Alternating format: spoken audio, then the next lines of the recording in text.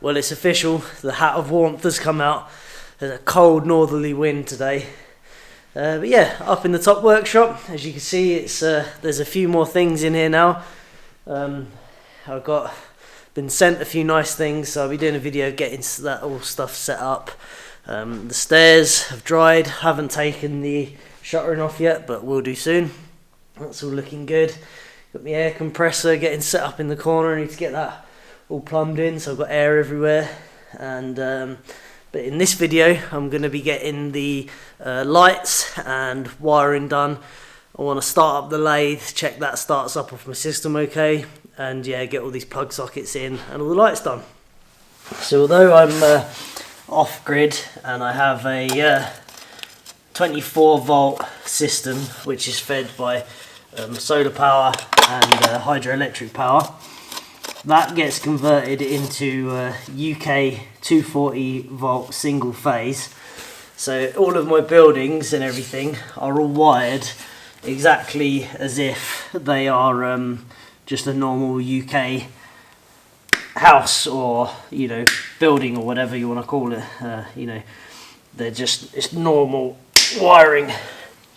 And so at the point of use, you couldn't tell any difference really between the grid and this. And in fact, in some of my videos where I've labelled them off grid, a lot of people have questioned whether or not I'm actually on or off grid. They say, oh, you're not off grid because you've got all that power. But because most of the time when you see off grid, or a lot of the time, you see people running like 12 volt or 24 volt appliances and stuff.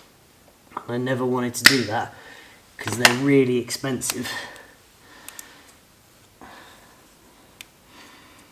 Comparative to the cheap stuff that's readily available, you'll spend fortunes on low voltage stuff. So yeah, this here is the UK 32 amp ring circuit. This one has two cables. So this one's actually coming from my consumer unit downstairs, coming up the stairs. So that's going to feed this plug, and then this one here carries on to the next plug. So they're going to double up in here and go round, and by the time it gets to the end of the last plug, that tail goes back round down the stairs into the consumer unit, so it does a ring. And that means that you don't have to run as big cable, because it's not radial where it's like plugging extension leads into each other, and by the time you get to the end you could be putting a lot of strain on the cable. It means that if you plug something in sort of past the halfway point, the electricity will go around the other side of the cable and not all the way back round, and if that makes sense. I believe it was come up with during the war when there was a shortage of copper. But yeah, it's called a radial circuit, ring circuit. Let's get those two in there. They're always so tight wiring these. Wouldn't make a very good electrician, would I?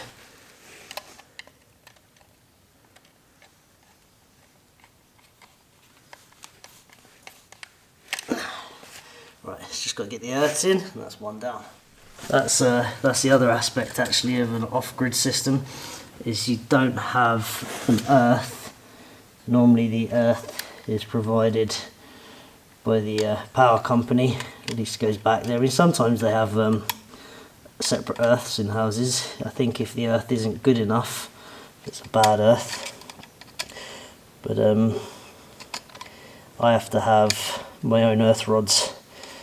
So I have earth rods just by the shed.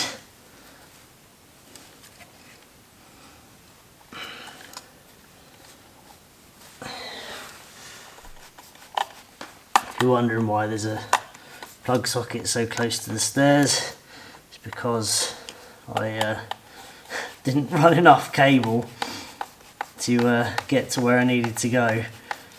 So I put a socket in here, and as luck would have it, it's actually going to end up quite useful because the plasma table is going quite close to here, so I could have a grinder plug into it or something, do you know? Right, this cable was put in, I don't know how long ago. It was put in on the third row of bags for the lower workshop. So, and then it was coiled up and then it was run up the stairs. A lot of building work has happened around it, and there's a high possibility it doesn't even work. So before I carry on around here, I'm going to check it. This 2-year-old cable on a construction site, been out in the weather and everything, so let's see. Ah, that's good news, right. Okay, so we have socket power. All the other cables have been run recently because they're separate cables, separate 16 amp supplies, but these are in the wall from down there, so yeah. Right, that's really good news.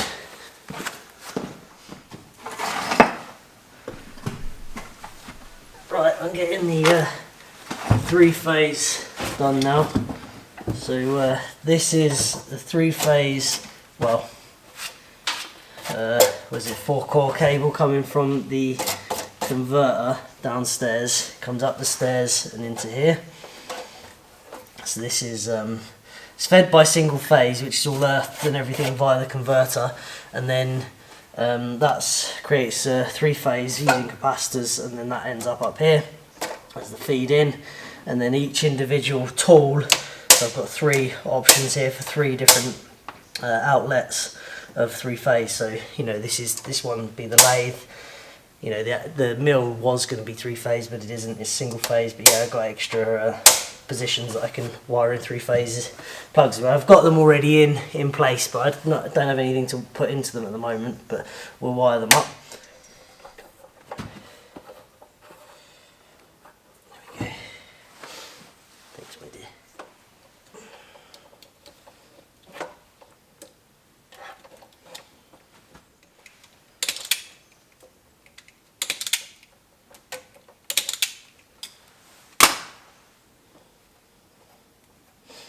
This is my lathe 3-phase. So I'll have that in a 20 amp, which is that.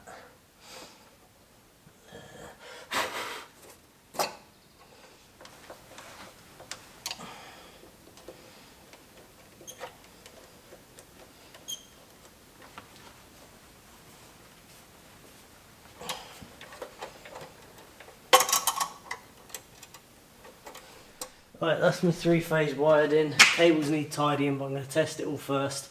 I need to get a plug for the lathe because it hasn't got a plug on it.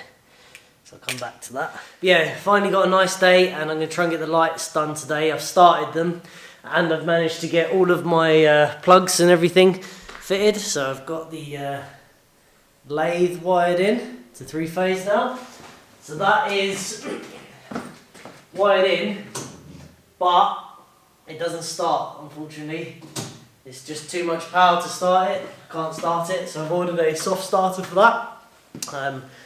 It tries to do it, but my inverter can put out 16 kilowatts for 10 seconds, and that isn't enough to start that because it's just trying to go from 0 to full torque in a fraction of a second, so it's just too much. So soft starter that ramps it up over 10 seconds should do the trick. It's not a VFD. I think it probably works on the same principles, but it's only a little, it's like the size of a contactor, and it just got a little program in there to soft start. So we'll see how that works. If not, I'll have to go down the VFD route, but I think it will work. But yeah, we'll come back to that. But for now, I'm going to get the lights done. So I've got my first light for the stairs wired in. Careful. So that's wired in. The problem is, I'll show you. So there are 2 entries into this building, and it's by the staircase that we built in the last video, and via the main big doors. So I want to be able to turn on the switch and go up the staircase, and I want to be able to come through this door and turn on this switch here. But in order to do that, obviously it needs a 2-way switch, which is fine, but I never run the cable for that, so I've got to run in a new cable over to that switch. So I've poked a hole through the wall. I'm going to have to do a bit of destructive work, unfortunately. But yeah, I've poked a hole through, I've got a hole coming out, a bit of a threaded rod going through the wall, and I'll have to try and run a cable up there and patch it up. I thought I'd probably run into stuff like this because my planning for stuff like this isn't that great.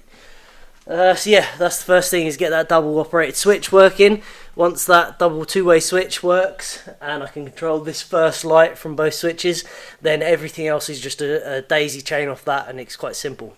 So yeah, let's get that going. Right, see if this comes through. Not convinced. No. Got a wire through. Let's see if we can guide this through here.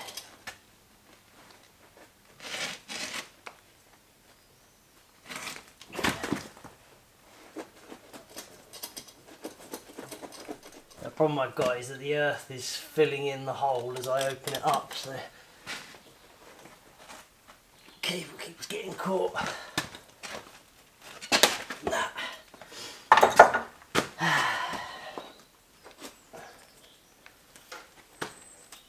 Right, managed to get a bit of plastic plumbing pipe banged through.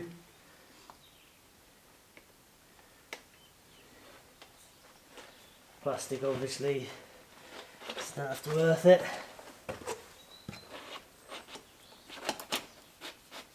Haha! Excellent. Right, that is really good. You come to help, big girl.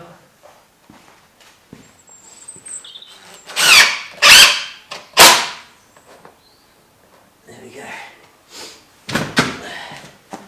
That's where our first light gets terminated, and then I'm going to have the cable going over to the switch.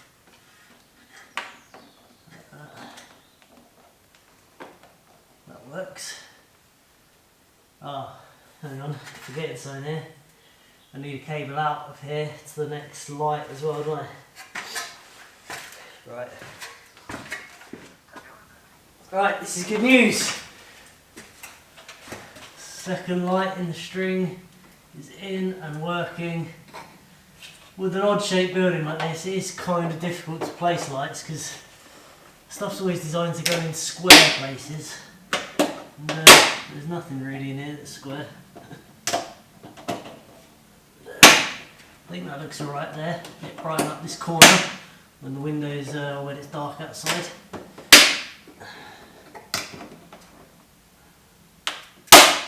Okay.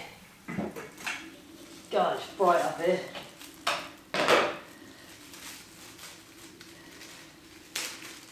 Right.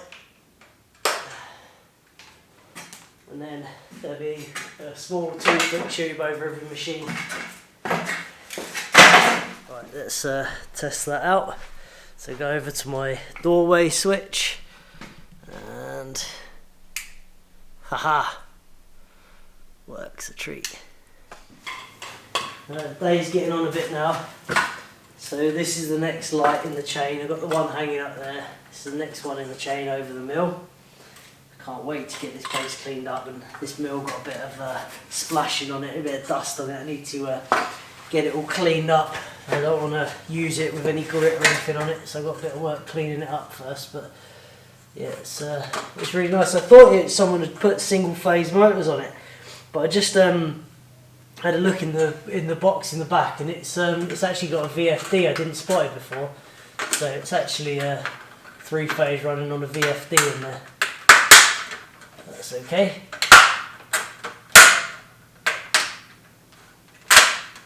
Right, that's that in there. Looking forward to it getting dark because I want to see if this amount of light is going to be enough, because I can't really tell. I'm not really used to these. These aren't that powerful. These are what are they? 9 watts each. So there's 18 watts of LED on this, which isn't that much really. But it's probably quite a bit directly over the top. We'll see. Right, let's see if that one comes on.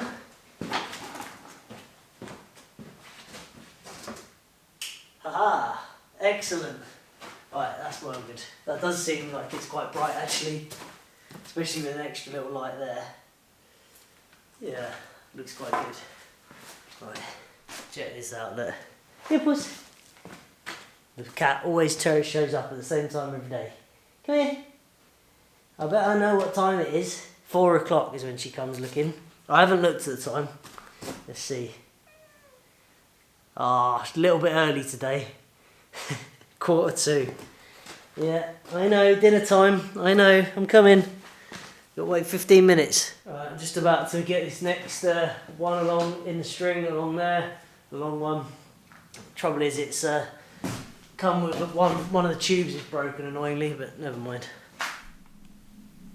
Oh, poor baby. You can wait. Good girl. Right, sun's going down pretty quick now. Really annoyed about that tube being broken. Just opened it and it was yeah. Never mind. I'll get a new tube. I might see if they can send me a new one. I'm not going to take the light back because it's wired in, but I might see if they give me a new tube.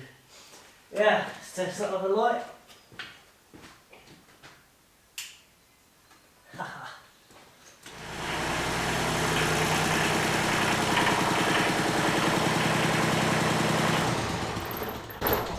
Let's turn that off. Call it a day for today. Haha.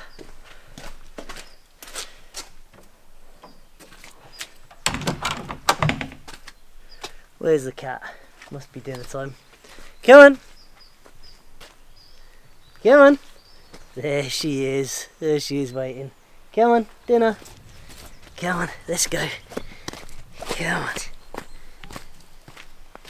Come on. Dinner time. Come on.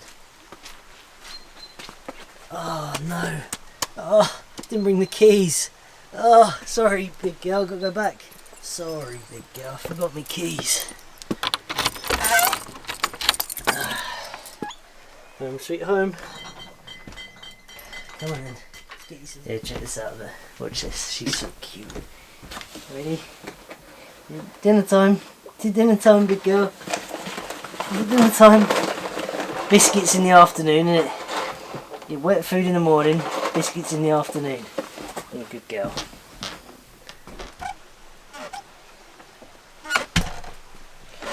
Right, that's that job sorted out. Go and carry on for 10 minutes or so, 10-20 minutes, and then it'll be time to put the chickens in, and then I can eat. Looks pretty nice in the evening sun, doesn't it? Can't wait to get it finished. It's been a big project, but it's almost there now. Dot's been busy in the garden, so we got rid of a lot of bark and wood chip and stuff we've had around. It sat around for a long time, rotting down, and we've added a lot of chicken manure with it to try and help it not rob the soil too much. We made another big bed here. Dot did that yesterday. That's all our own compost. That's our homemade compost there from our heap, and this is all chicken sawdust from the workshop, goes to the chickens poo on it, and then it comes in the garden. And all of that over here is bark shavings that are naturally very acidic, and so I've neutralised them with a load of lime water and lime juice from my lime plastering. We want to make sure that we expand the garden by at least something every year. You know, we don't want to do it too quick because we get overwhelmed with it, but we want to expand it at least a little bit every year. Like this bed here, I don't know what's that, probably 4 or 5 square metres. That's good for probably 100 kilos of food out of a bed that size. So if we do that every year, it won't take many years before we're self-sufficient in all our own veg, and the year after that we're going to have all our own meat as well, because we're going to breed from our own lambs, which will be breeding ewes by then. So I reckon we got 2 or 3 years and we'll be self-sufficient in food completely, which is pretty cool. And on top of that, I'll have my business, hydroelectric business, and I'll be helping other people to get self-sufficient on energy at least, which is a real passion of mine. Yeah, let's go through these lovely doors and do a bit of tidying up, and then put the chickens away, and then dinner. Lights. There's no lights over this corner yet. Right, this is a pretty big moment for me. Down the stairs I've been looking at for years, into the lower workshop. Lights off.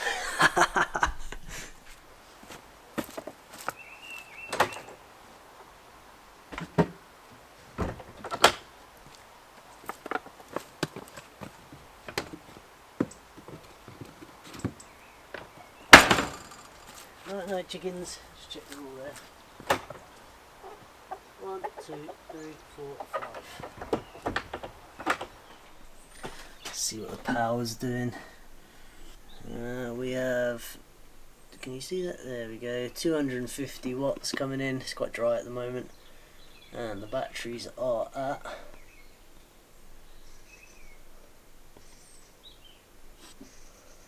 97%.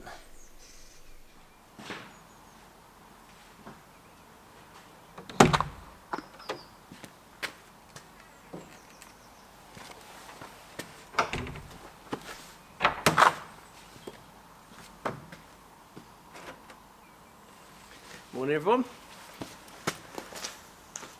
Hey everyone, so it's the next day. So last night, came out here when it was really dark and turned on the lights that are in here currently. Although I'm missing a tube and another light over the lathe, it was still nice and bright in here, so I'm happy with the level of lighting.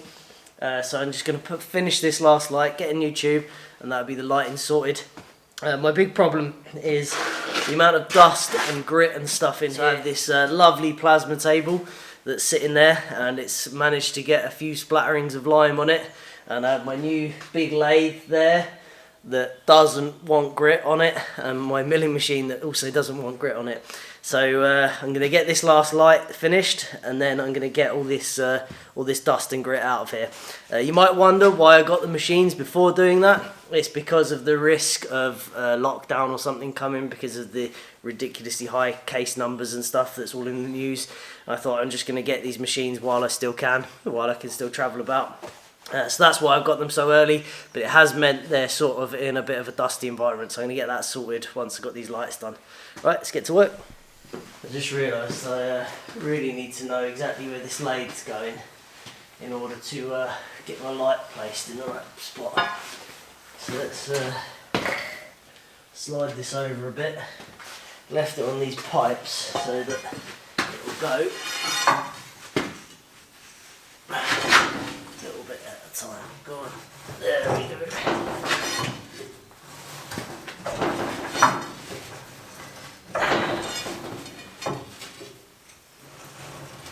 It's 1.3 tons this.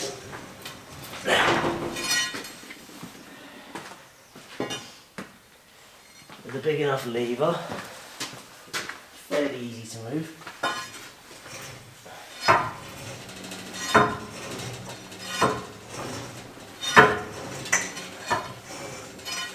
So I think I'm going to leave it there because I don't gain anything having it that over right in that corner. So I can't put anything here. This is easily clear of anything I'm going to drive in and out, and it still gives me this space over here, so I could build a load of shelves in here with all the tools for the lathe, because then, you know, you often see people with stuff over it and you've got to lean over. A lathe this size, that is not a good idea. So if I put shelves in here, I can come in here and I can get stuff without having to get anywhere near anything spinning. Do you know, the absolute furthest anything's going to be spinning is here. Do you know, yeah, about there. So I can easily, if something's spinning there, I can easily walk past over here, grab a tool. So I think that's a good idea. So that's where it's going to go. So we want a light just there, I think.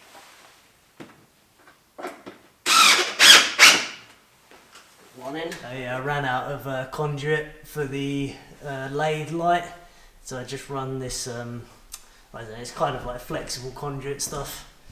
Use that instead. Yeah, I think that's going to work quite nicely. It shines over the lathe nicely. Right, getting tidied up. I'd like to bring a leaf blower in here and just blow the whole lot out, but I don't want to aerosolise all this dust. Thought about covering the machines, but I'm just going to slowly sweep it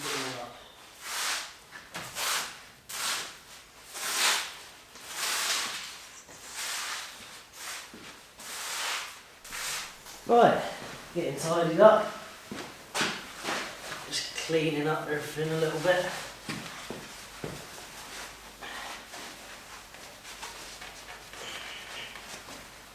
So you get this set up soon. Just a bit wary of setting it up before I put the windows in. Might, if I can get it in a safe corner and seal up, make sure there's no gaps at all. Where it is, I think it'd be alright then.